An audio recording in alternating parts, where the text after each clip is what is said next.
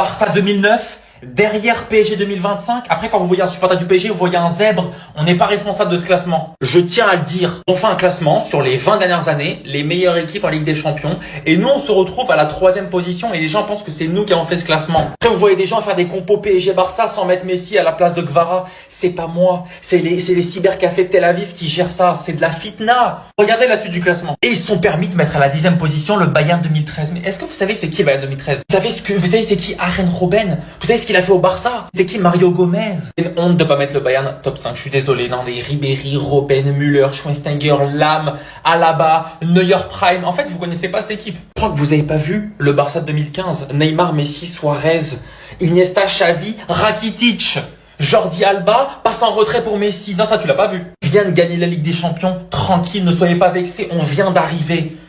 On profite. On commence pas à faire de la fitna bizarre anti-football. Après, attention. Le PSG 2025 a largement sa place dans le top 10. Et donc ça, les entraînements du Barça, dites-moi que c'est un montage. Regardez-moi les contrôles qui nous sortent. Ils font exprès même de dégager le ballon au ciel. C'est pour raffiner à la même qui m'a mis en doute. Attendez, vous allez voir. Attendez. Là, ils ont encore mis le ballon en l'air. Qui va faire le contrôle? Eh ben voilà, Pedri. Vous n'êtes pas satisfait? Encore du Pedri. Regardez là où ça part. Hein. Regardez. D'un coup, ça va ralentir. Bah, c'est Pedri. C'est pas fini. Maintenant, regardez Rafinha. Est-ce que c'est normal? Il y a un problème. Est-ce que c'est normal? On a tous vu la même chose, hein? Encore. Ils sont tellement à l'aise balle au pied que ça en devient flippant. Et pour une fois, l'équipe gagnante de l'entraînement d'aujourd'hui, il n'y a pas la mine normale dedans, c'est eux là. Le Media Mundo Deportivo nous informe aussi que Manchester City s'intéresse fortement à Jules Koundé. Malheureusement pour eux, le Barça travaille actuellement sur une prolongation à long terme. Et concernant Marcus Rashford qui vient de signer avec le FC Barcelone, d'après le Media Sport, l'annonce officielle de Marcus Rashford au FC Barcelone aura lieu demain. Et il portera le numéro 19 laissé par Lamine Yamal. Concernant les latéraux du Barça, selon Fabrizio Romano, le Barça pense être assez fourni au poste de latéral droit avec Jules Koundé et Eric Garcia. Eric Garcia qui a été très bon lors de la deuxième partie de la saison dernière, notamment en Ligue des Champions où il a été décisif sur plusieurs matchs. Et finalement, à cause de ça, on nous dit que le club ne tentera pas Denzel Dumfries. Donc Dumfries au Barça, c'est mort. Eh frère, j'ai quelque chose pour vous. Guettez le contrôle de Rafinha sur ce ballon. Ouf. Aïe. Guettez le deuxième. Le mec il a. Ce mec il a trop de pudeur. Il a trop de pudeur. Guettez le contrôle. Des gens veulent nous faire passer Rafinha pour un joueur de sprint et de finition. Déjà, je tiens à dire que son pied gauche actuel, c'est top 5 meilleur pied gauche actuellement. Rafinha finition, top 5 finition actuellement. Et même dans la technicité, dans les contrôles passes, c'est de l'élite. C'est du très haut niveau, Rafinha. Mais les gens essaient de nous le vendre comme un Indien, un Pakistanais, je sais pas pourquoi. Je sais pas pourquoi. D'ailleurs, la coupe est flingue à la folie. Vini n'a jamais atteint ce niveau de flow. Bref, un débat parallèle. Tout ce que j'ai à dire, c'est que cet homme va éteindre la saison qui arrive. Je fais que prophétiser. Moi, je suis le seul, je pense, qui parle de cet homme. Je l'aime trop. Rafinha, je t'aime, t'es mon frère, je t'aime. Je t'aime, voilà. Je te déclare ma flamme. Je t'aime, voilà. Et éteins pour moi, s'il te plaît, la saison prochaine. Parce que beaucoup ne parlent pas de toi, beaucoup t'envoient à la trappe. Merci, c'était tout pour moi. Je suis tombé sur le classement des plus grands clubs du monde et je suis énervé. Parce qu'il y a des incohérences, les gars, j'accepte pas. Déjà, numéro 1, le Real Madrid, on est d'accord. Le problème vient direct dès le numéro 2. Qu'est-ce que le Barça fait numéro 2? Il y a la rivalité Real-Barça, c'est pour autant qu'on le met deuxième? Je suis pas d'accord. Tu juges la grandeur d'un club par rapport à ses trophées. Et le trophée majeur qui fait les distinctions par rapport au grand club, c'est ça. LDC. Ils sont deuxième en LDC? Dites-moi. Pour ça que pour moi, le Bayern est devant eux. Bayern devant le Barça. Vous êtes d'accord, pas d'accord, je m'en fous. Liverpool, ça se tape avec. C'est tendu. Je les mets les deux en 3e position. La Juventus devant Milan AC, ça marche. Ok, la Juve a mis une drill au Milan en termes de Serie A. Mais on revient à ça, les gars. On parle du 2e club le plus titré en termes de Ligue des Champions. Ils en ont que 2. Ils ont perdu que des finales, les gars. Et vous le savez très bien, LDC passe avant le championnat domestique. Donc pour moi, Milan devant la Juventus. Manchester United, ok. Après tout ce qui est club sud-américain, etc., je vais faire comme s'ils étaient pas là. Parce que je suis pas prêt de juger ça. C'est pas un domaine que je maîtrise. Inter, ok, vas-y. L'Ajax, oui, par rapport à son historique, etc., ok. Chelsea, je pense qu'on est bien placé. Faut pas se voir trop gros, les gars. On a que 2 LDC. Et en première ligue, les gars, voilà, bref. Arsenal. Ça aussi, je suis pas d'accord. Ils ont beau avoir un palmarès en première ligue, à l'international, c'est le néant, les gars. Je suis désolé, tu peux pas être parmi les meilleurs clubs du monde si t'es à l'international, t'es claqué, les gars. Et j'ai juré, je mets quoi? Je mets Benfica, Porto, City et même l'Atlético devant Arsenal. Là, vous allez me dire, ouais, mais c'est parce que t'es pour Chelsea que tu dis ça. Non, je vous dis en toute objectivité, les gars. En termes de grandeur, qu'est-ce qu'a Arsenal de plus que ces clubs que je vous ai cités? Rien. Le Paris Saint-Germain, du coup, pour moi, avec la LDC, ça passe devant l'Atlético. Ensuite, on continue Tottenham. Faut qu'on en parle aussi. Parce que eux aussi, leur place, les gars, ils ont fait quoi pour être là? Les gars, pendant 70 ans, ils ont pas gagné de trophée. Parce qu'ils ont gagné une Europa League, vous les avez foutus ici?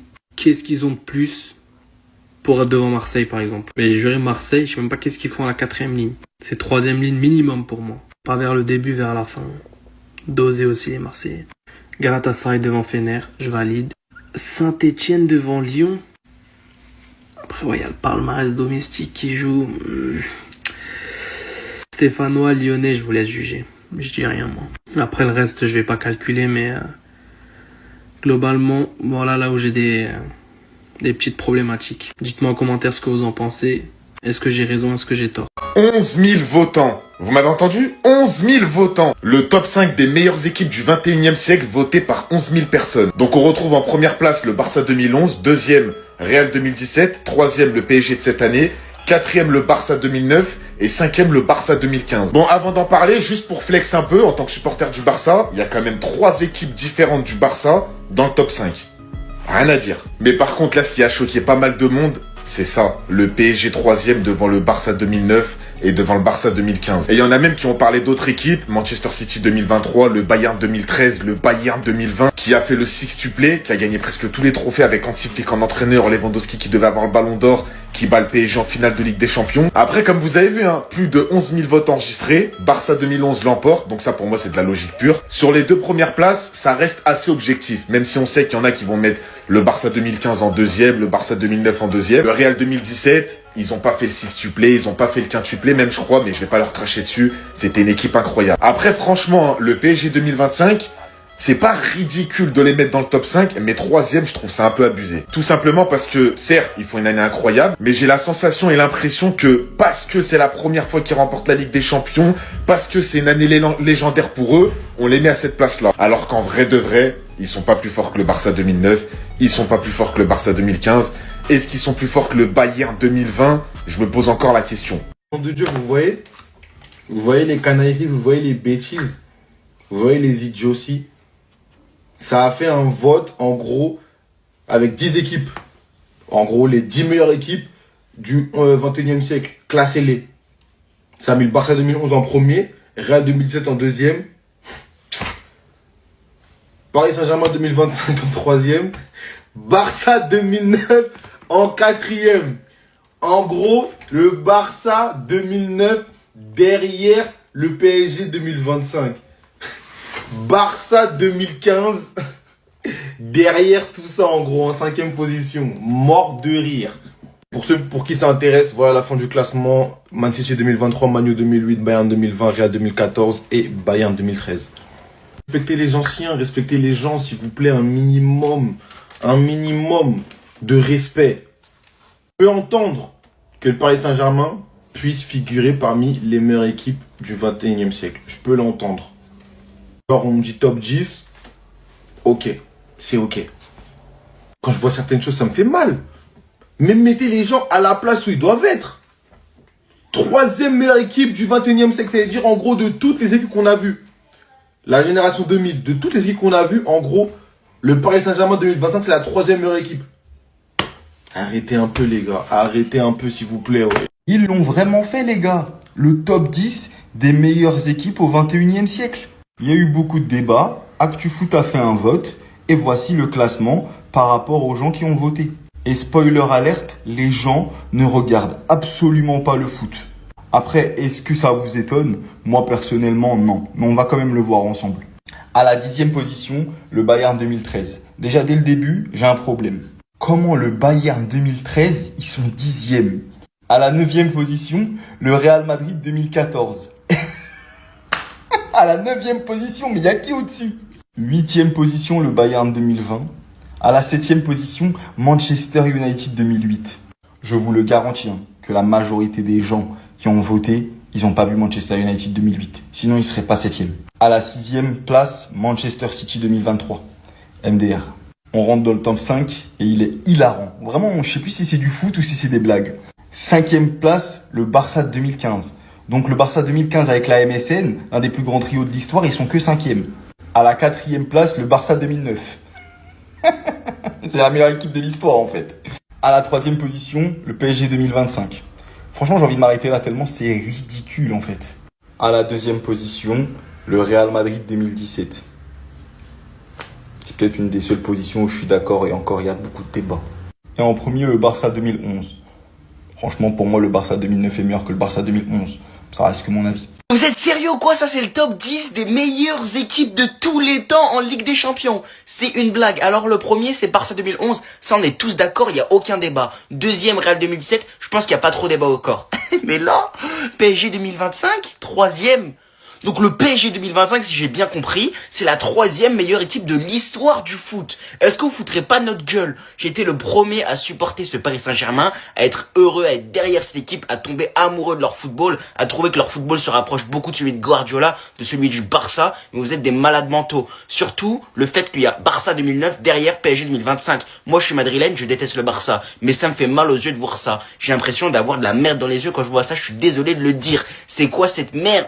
Mais c'est pas tout, c'est pas le pire. Le pire, c'est qu'il y a Manchester City 2023, 6e. Je vous rappelle que Manchester City 2023 tabasse le PSG 2025 et je suis très sérieux. Déjà, Pep Guardiola, c'est leur entraîneur. Mais il n'y a pas que ça. Ils avaient l'équipe parfaite. Un numéro 9 qui était un bourreau qui plantait que des buts, qui était un renard des surfaces, des ailiers rapides. Ils avaient les latéraux qui étaient boostés, qui faisaient attaque-défense, les milieux box-to-box. On avait Rodri qui était le meilleur milieu du monde, Kevin De Bruyne qui était un milieu qui faisait des passes D, mais dans l'axe c'était fou. Bref, ils avaient l'équipe parfaite, c'était 2023. Ensuite, il y a Bayern 2020 et Manchester United 2008 derrière le PSG. Alors Bayern 2020, je peux comprendre, malgré qu'ils ont fait le sextuplé. Mais Manchester United 2008, je comprends pas trop. Bayern 2013 aussi, ça se tape avec le PSG 2025 et Real 2014, ça bouffe le PSG 2025. Mais je respecte le PSG, j'aime beaucoup cette équipe, je la rappelle. Et d'ailleurs, personnellement, si je pourrais donner un top des meilleures équipes de l'histoire, je dirais première Barça 2011, deuxième Barça 2009, troisième Real 2017, quatrième Manchester City 2023 et cinquième soit le Barça, soit le Real, je sais pas. Et pourquoi il y a Dracolos derrière moi, je sais pas, j'avais pas d'inspi. Ils ont sorti méga Dracolos sur Pokémon, c'est une dinguerie. Voilà.